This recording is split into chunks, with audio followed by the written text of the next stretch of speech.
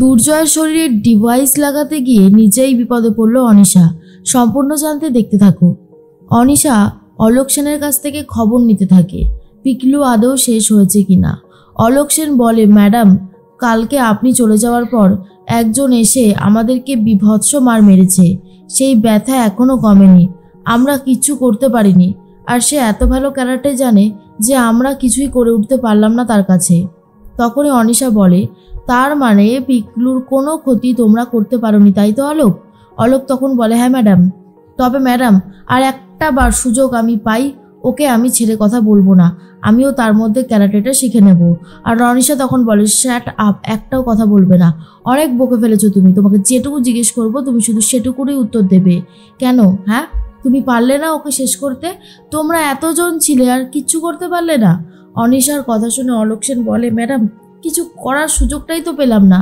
তার আগেই এমন মার মারলো, আমাকেও পুরো মেরে ছাতু বানিয়ে দিয়েছে। কি করব বলুন ম্যাডাম? অনিশা ফোনটা কেটে দেয় আর ভাবে, কি ব্যাপার, কে এভাবে করতে পারে? আর অলোকের কথা মতো ছেলে, কিন্তু কে? অলোকের কাছ থেকে জেনে নিয়েছিল ছেলেরা মেয়ে, আর অলোক বুঝতে পারেনি, বলেছিল ছেলে। সেটা নিয়েই অনিশা ভাবতে থাকে আর বলে, যদি ছেলে হয়ে থাকে তাহলে কে? আদিত্যবাবু কোনো লোকজন পাঠিয়েছেন? না না, আদিত্যবাবু আবার কেন পাঠাতে যাবে? তাহলে কে হতে পারে? পিকলুর কোনো বন্ধু? পুরো ব্যাপারটাই কেমন একটা যেন হয়ে গেল। ভাবলাম খুব সহজেই হয়তো সবটা সামনে নিতে পারবো, কিন্তু না, হলোই না। এর মধ্যেই অনিশা একটা অন্য প্ল্যান করতে থাকে। জয় তো নিজের কাজে ব্যস্ত, তার মধ্যেই চলে এসেছে অনিশা আর বলে, কিরে জয়, খুব চাপ খাচ্ছিস বল? জয় তখন বলে, সে তো খাবই, এত দিনের কাজ জমা হয়ে রয়েছে।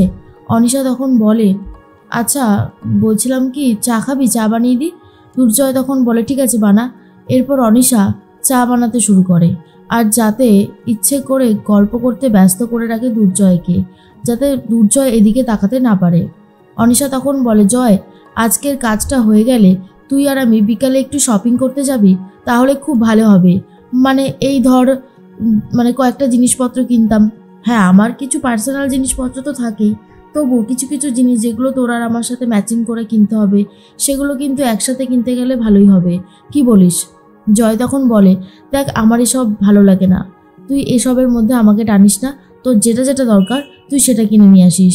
অনিশা তখন বলে, কিন্তু এরকমটা বলছিস কেন বলতো? তুই সব সময় না কেমন যেন একটু করতে থাকিস। দুর্জয় তখন বলে, আরে কি করলাম? যেটা বলেছি সেটা ভুল তো কিছু বলিনি। অনিশা মনে মনে ভাবে, যা করার এখনই করতে হবে।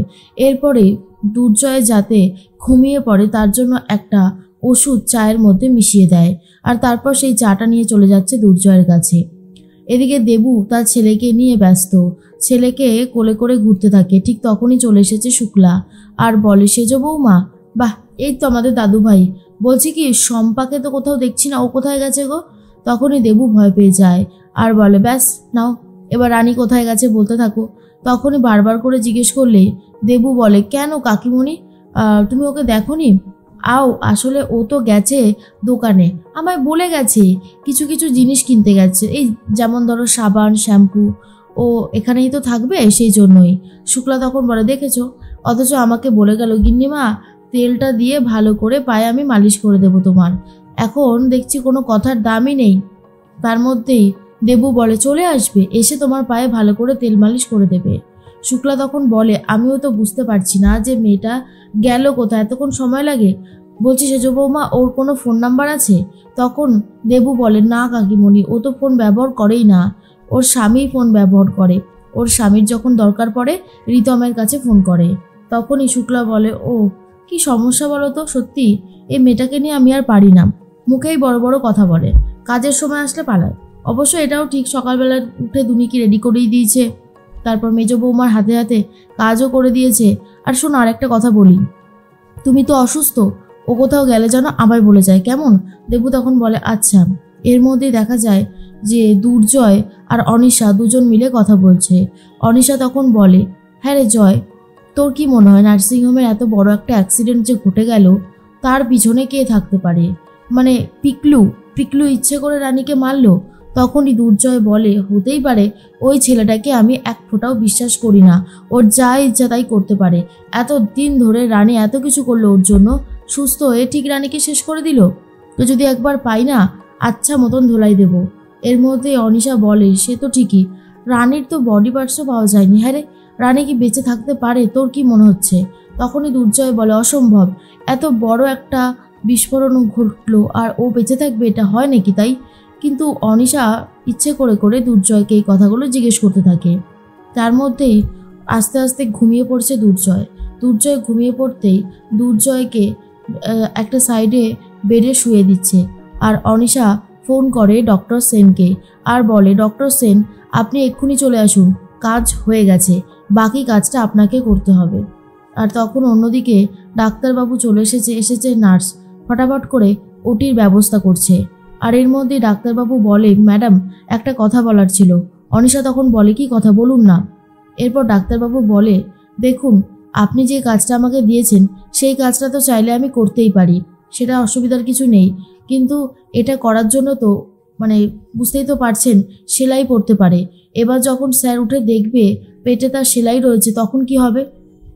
আমরা তো ধরা পড়ে যাব, এমনকি আমার ডাক্তারি লাইসেন্স ক্যান্সেল হয়ে যাবে, রেজিস্ট্রেশন ক্যান্সেল হয়ে যাবে। তখন অনিশা বলে, তা তো আপনি ঠিকই বলেছেন, ঠিক আছে আমি কিছু ভাবছি, দেখছি মাথা থেকে কিছু বেরোয় নাকি। এর মধ্যেই শুক্লা বেরোনোর সময় তো চলে এসেছিল রানীর হাতে অনেকগুলো ব্যাগ দেখে শুক্লা বলে, এই তোমার ব্যাগে কি আছে? সাবান শ্যাম্পু কিনতে গেলে তো এত বড় ব্যাগ হবে না, দেখি দেখি কি আছে। এই বলেই দেখতে শুরু করে। রানী তো ভয় পেয়ে যায়। আর সেখানে রয়েছে ব্যান্ডেজ করার কাপড়, তুলো, ইঞ্জেকশনের সিরিঞ্জ। এগুলো দেখার পরেই শুক্লা তখন বলে, এ কি, এগুলো দিয়ে কি হবে? তখনই রানী কায়দা করে বলে, এগুলো তো আমাকে বৌদিমণি আনতে বলেছিল। দেবু তখন বলে, হ্যাঁ হ্যাঁ আমি বলেছিলাম। শুক্লা বলে, কিন্তু সেজ বৌমা, এগুলো দিয়ে তুমি কি করবে গো? আরে এগুলো তো ডাক্তারি জিনিসপত্র। তখনই দেবু বলে, আসলে আমার ছেলেটা তো বড় হচ্ছে, ও তো বাবা কাকাদের মতনই দুষ্টুমি করবে, তাই ও ইঞ্জেকশনটা দিয়ে ভয় দেখাবো। আর এই সমস্ত লজিক দিলে শুক্লা বিশ্বাস করে না। রানী তখন বলে, উফ, এই দেবুটাকে নিয়ে যে কি করি না, বিশ্বাস হয় এসব কথা শুনে, পারেও বটে। আর তখন রানী কিছু একটা বলে ম্যানেজ করার চেষ্টা করে। দেবু তখন বলে, তুই এগুলো তুই কী করবি রানী? রানী বলে, এখন একটা জ্বর ছড়িয়ে পড়েছে গরিবদের মধ্যে, গরিবরা তো চিকিৎসা করাতে পারে না, ওদের ঘরের মেয়ে বাচ্চা ছেলেদের খুবই অসুবিধা, তাই আমি ওদেরকে চিকিৎসা করব।